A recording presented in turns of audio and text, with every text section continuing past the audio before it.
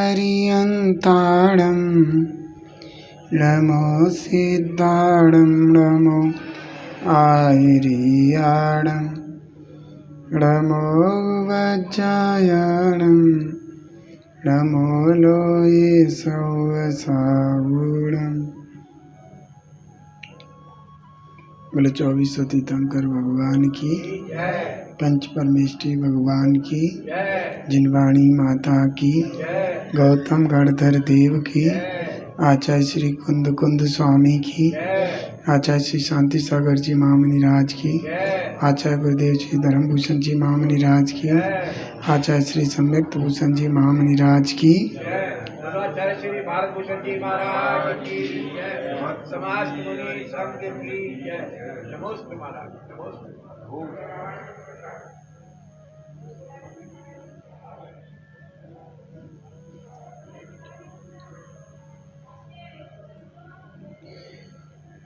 आज इष्टोपदेश ग्रंथ का 13वां श्लोक है।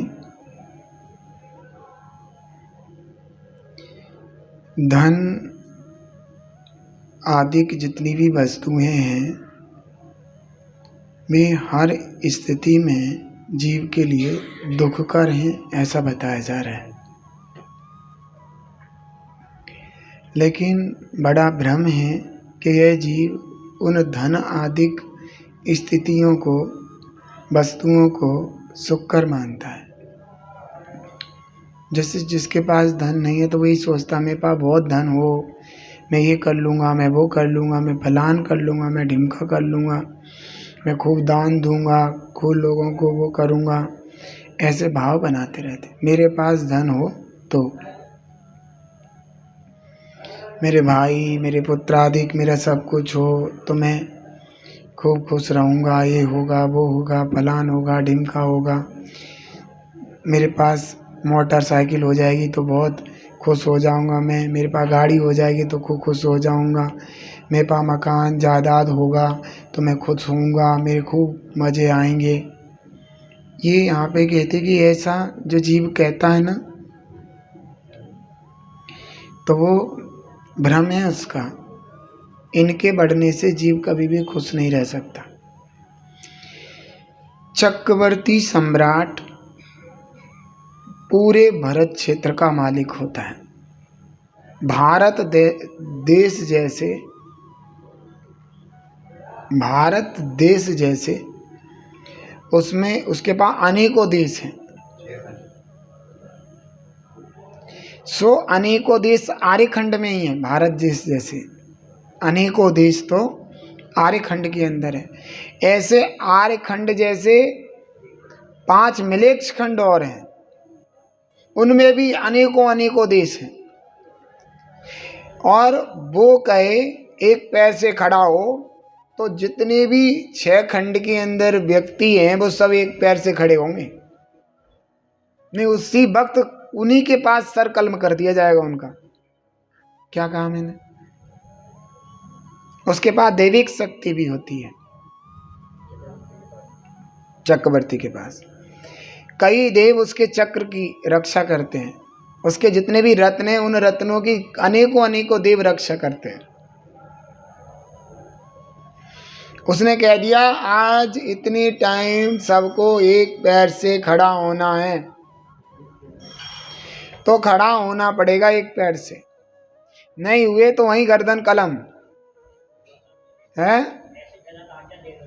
नहीं, मैं ये कह रहा हूं इतनी ताकत, इतनी पावर, इतना सब कुछ, इतना वैभव क्यों? ब्रह्मदत्त चक्रवर्ती मिथ्यादृष्टि था। मुनिराज की क्यों आज्ञा नहीं दे सकता? क्योंकि वहां मुनिराज की जब शिला तपा सकता है चक्रवर्ती और मुनिराज उस पर आके बैठ जाते, उस वजह से उसको नरक जाना पड़ता है, कर सकता है, इतनी पावर भी है। लेकिन कह रहे हैं क्या उस चक्रवर्ती को उन सब चीजों से सुख मिला?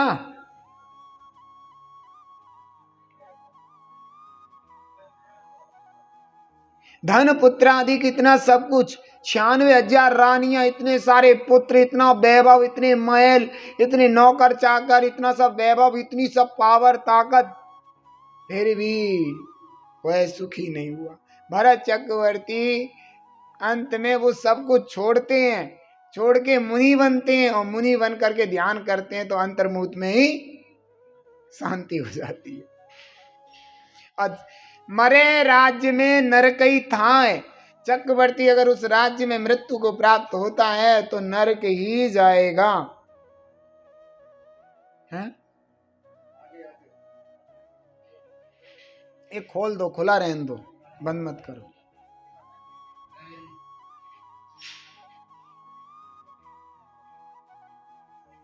समझ में आ रहा है? अरे खुला रहने दो, ये दिक्कत है। तो यहां कह रहे हैं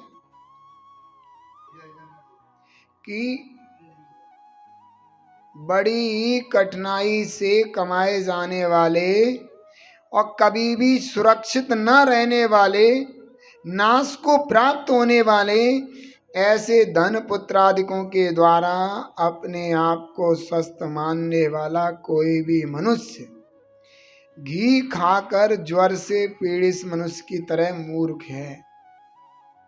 किसी को ज्वर हो गया, बुखार, और किसी ने सलाह दे दी तो घी पी खूब ताकतवर हो जाएगा, क्या होगा? मृत्यु, मरेगा, निश्चित मरेगा। बुखार से पीड़ित व्यक्ति अगर घी पी ले तो मरेगा।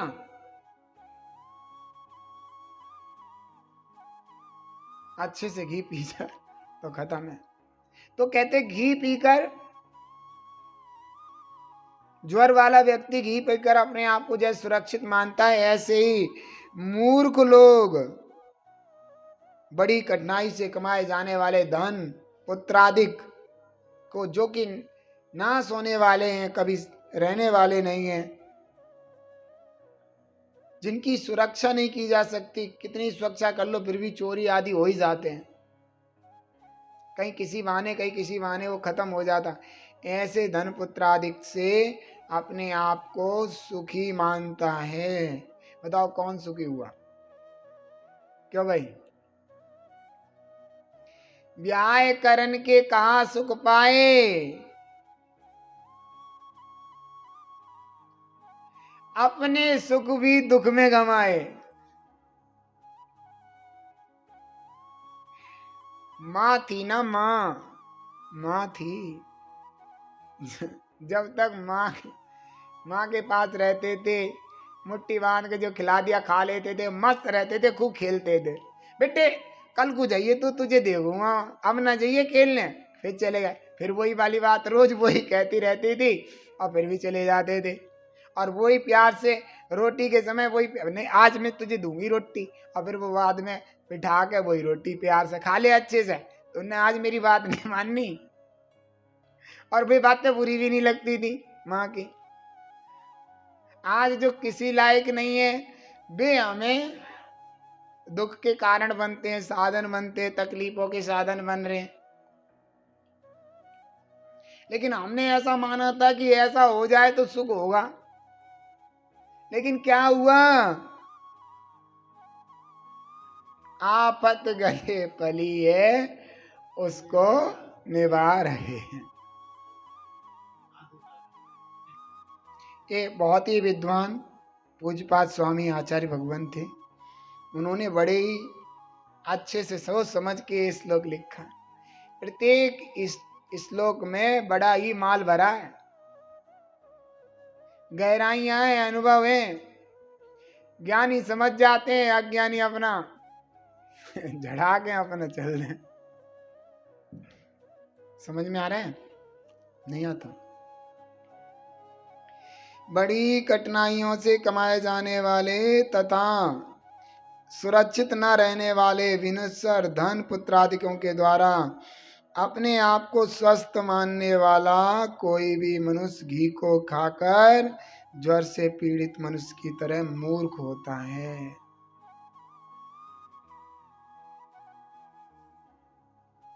मूर्ख होता है। सो हर हालत में ध्यान दो। अब चलते हैं, धन आदि की बात की है तो सबसे पहले धन की करते हैं। हमारे पास धन है, डर रहता है घर में धन है, घर को ताला लगा करके कहीं जा नहीं सकते, चोरी होगा तो। और घर में रहते रहते डर है, किसी को पता चल गया घर में आवेगा मार के कूट को चलो जाएगा। ऐसा कई बार हुआ। अभी पीछे भिंड जिले में ऐसी स्थिति बनी और उसने मार मूर के धर गए और सब ले गए। बाद में पकड़े गए, बात अलग है, लेकिन जीवन तो गया ही। बताओ, बतासे वाली गली, डालचंद जी,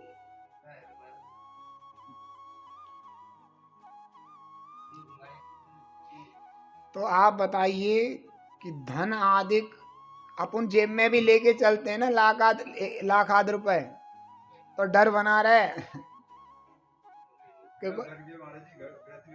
नहीं, वो तो ठीक है, ये बता रहे धन सुख का कारण है दुख का। कब कभी लगी रहती है, सब कुछ है, स्थिति बहुत गंभीर है। फिर आदिक, आदिक में पुत्र पत्नी भाई भतीजे खानदान, घर मकान जमीन जायदाद, ये सब क्या। और जिस पे कम है वो कम दुखी है, और जिस पे है नहीं वो वहां सुखी है।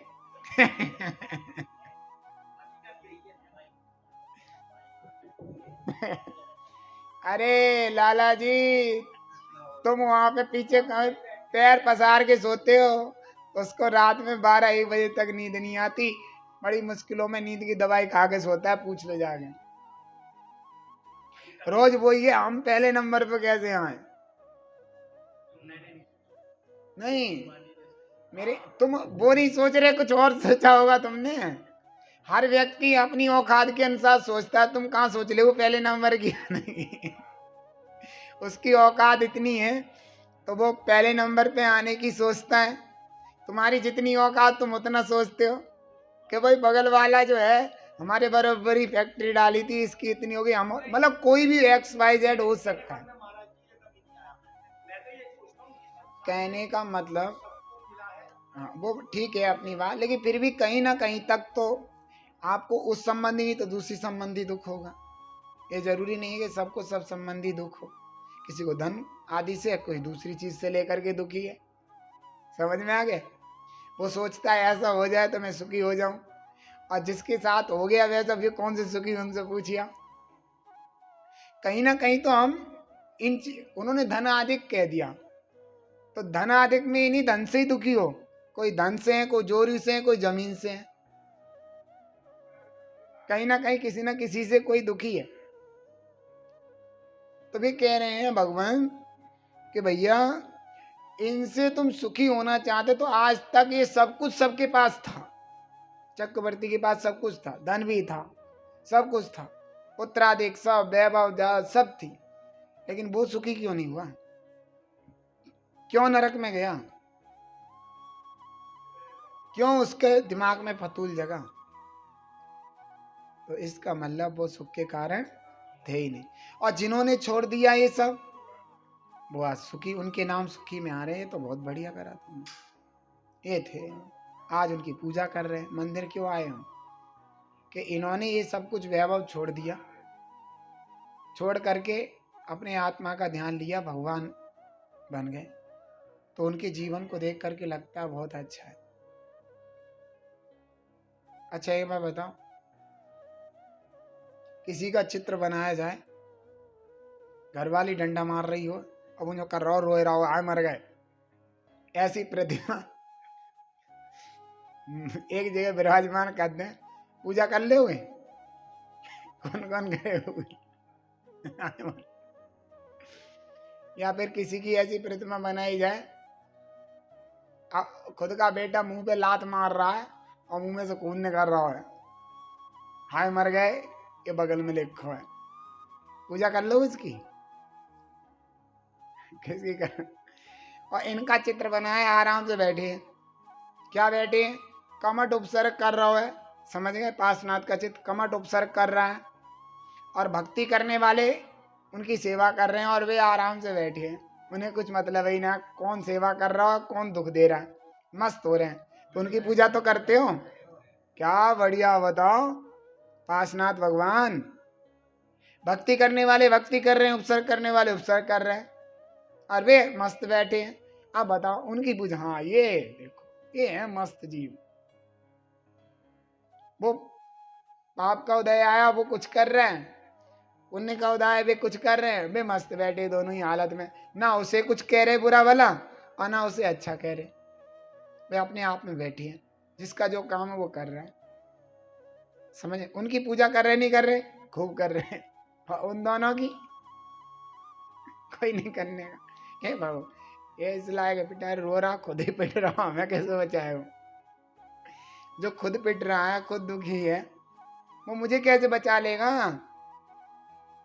समझ में आ रहा है। तो वो यही कह रहे हैं कि जो धन पुत्र आदि हैं वे सुरक्षित नहीं है कभी भी। अब मान लो पुत्र ही हमारा गया बाहर, एक्सीडेंट होकर के मर गया, क्या पता, यहाँ बैठा बैठा अटक पड़ गया मर गया, क्या पता सुरक्षित है, किसी भी तरीके से सुरक्षित नहीं। आप पकड़ के बिठा लो अपने पास, तुम्हारे पास बैठकर भी सुरक्षित हो सकता है पुत्र। बीमारी दुखी होगी क्या कर लोगे, हाय हाय कर लोगे, ज्यादा हॉस्पिटल में दिखा लो, ऑपरेशन कराओ, जब ज्यादा ही बढ़ जाए तो मरेगा, रोक लोगे। किसी के पुत्र में कुछ है, अब है उल्टे सीधे काम करे, उल्टे खाना पीना उल्टा सीधा सब कुछ, अब बताओ कर लो उसका क्या करते हो, कह लो सुन लो कुछ नहीं और बिगड़ जाएगा। अब क्या है, पाप कर्म का उदय आ गया, ऐसी स्थिति बनी है, देखी नहीं जाती क्या स्थिति बन रही है कि भाई क्या खा रहा, कुछ खूब समझा लिया बुझा लिया तब भी सुधार में नहीं आ रहा। तो हम पुत्र का क्या कर सकते, कुछ भी नहीं कर सकते, उसके उदय में जो है वही होगा। हाँ वो मान सकता है अगर उसके जी में आ जाए मैं गलत कर रहा हूं, ये मेरे लिए और मेरे परिवार के लिए दुखकर है, उसके मन में एक बार बैठनी चाहिए बात, मैं अपना भी बुरा कर रहा हूं अपने परिवार का भी बुरा कर रहा हूं और ये सब कुछ गलत बात है, इसका फल बुरा मिलेगा। अंत टाइम मेरे को बीमारी हो गई या कुछ और हो गया और मैं मरा तो परिवार भी दुखी और मैं भी दुखी। समझ में आ रहा है। तो ये सब चीजें यहाँ पे कह रहे हैं कि तुम ये सोचते हो कि इनसे तुम सुखी हो गए, तो कभी नहीं हो सकते। किसी के पुत्राधिक अच्छे तो उसके पुण्य का उदय है, किसी के पुत्राधिक ठीक नहीं निकले वो पाप का उदय है। अब पुत्राधिक ठीक नहीं है तो अपने पाप कर्म का उदय है, जो मेरे पुत्राधिक ठीक नहीं, पुत्राधिक ठीक है तो मेरे पुण्य का उदय है, पुत्राधिक ठीक है। उधर भी पुत्राधिक अच्छा कर रहे हैं तो उनके पुण्य का उदय है, वो पुण्य बंद कर रहे हैं अच्छा, जिससे आगे उनका अच्छा हो। तो आचार्य भगवान यहाँ पर ये कह रहे हैं कि जैसे कोई बुखार से पीड़ित व्यक्ति ये माने कि मैं घी पी लूं तो ठीक हो जाऊंगा, ऐसे ही धन पुत्र आदि जो कि असुरक्षित हैं, विनाश से सहित हैं, इनको प्राप्त करके जीव ये मानता है कि मैं सुखी हो जाऊंगा, लेकिन ऐसा कभी होता नहीं है। ये तो अपना पुण्य हो तो सुख के कारण बनते हैं, अपने पाप का उदय हो तो दुख के कारण। वही धन मृत्यु का कारण बन जाता है। क्यों? वही धन कैसे कैसे कमाए वही मृत्यु का कारण बन जाता है। 20 रुपया के लिए 20 रुपए एक के जेब में थे, गांव की बात है हाल फिलहाल की, 20 रुपए उसके जेब में से निकाल के वो छीन के भाग रहा था, तो उसने रोका टोकी करे, उसे छुरा मार के मार दिया 20 रुपया में। 20 रुपए के खातिर मृत्यु का सामना करना। जो धन आदिक हैं ऐसे हैं, आप देखिए।